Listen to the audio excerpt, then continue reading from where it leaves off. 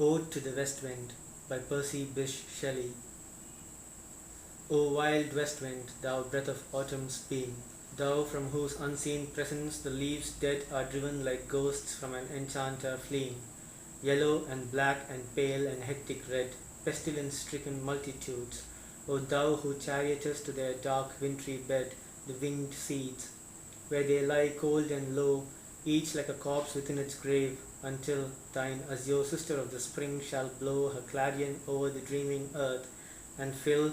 driving sweet buds like flocks to feed in air, with living hues and odors plain and hill, wild spirit which art moving everywhere, destroyer and preserver, hear, O hear.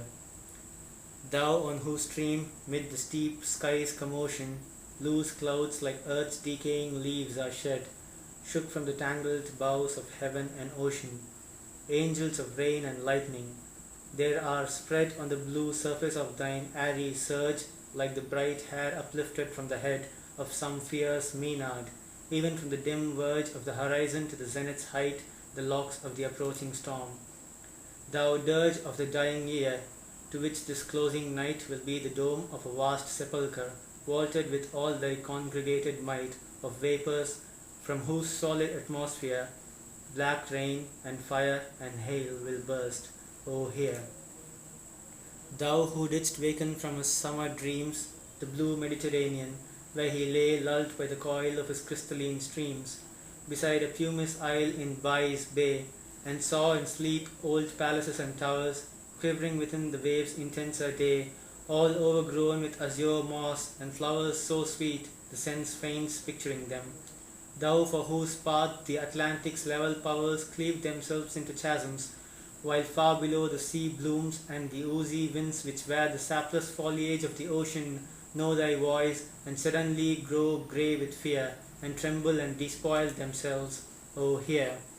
If I were a dead leaf thou mightest bear, if I were a swift cloud to fly with thee, a wave to pant beneath thy power, and share the impulse of thy strength, only less free than thou, O uncontrollable. If even I were as in my boyhood, and could be the comrade of thy wanderings over heaven, as then, when to outstrip thy skyey speed scarce seemed a vision, I would never have striven as thus with thee in prayer in my sore need.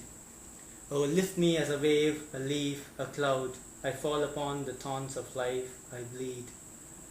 A heavy weight of hours has chained and bowed one too like thee, tameless and swift and proud. Make me thy lyre, even as the forest is. What if my leaves are falling like its own? The tumult of thy mighty harmonies will take from both a deep autumnal tone, sweet though in sadness. Be thou spirit fierce, my spirit, be thou me, impetuous one. Drive my dead thoughts over the universe like withered leaves to quicken a new birth, and by the incantation of this verse, scatter, as from an unextinguished hearth, ashes and sparks, my words among mankind. Be through my lips to the unawakened earth the trumpet of a prophecy, O wind, if winter comes, can spring be far behind?